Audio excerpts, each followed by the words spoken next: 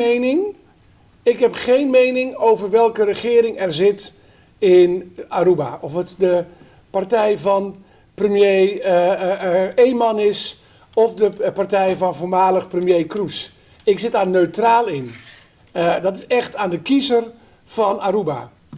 Daar heb ik het dus niet over. Ik onderhandel met een regering. En men staat niet met de rug tegen de muur. Men kan ja zeggen, men kan nee zeggen.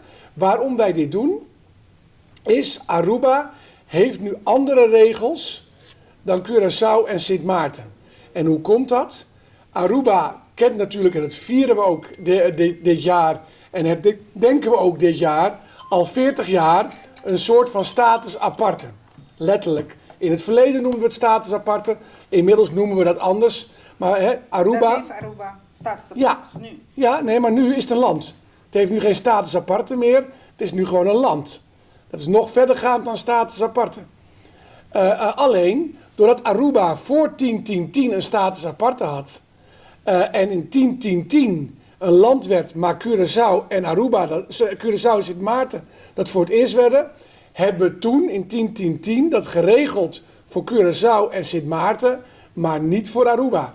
En feitelijk regelen we met deze HOVA, die onderhandeld is vanuit Aruba door de gevolmachtigde minister die er nu zit, zij was verantwoordelijk voor die onderhandelingen, trekken we Aruba gelijk aan Curaçao en Sint Maarten. Waarom?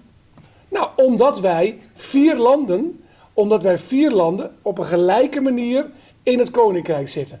Aruba, Curaçao en Sint Maarten zijn voor ons, Nederland, gelijk alle 3 zusters in het Koninkrijk.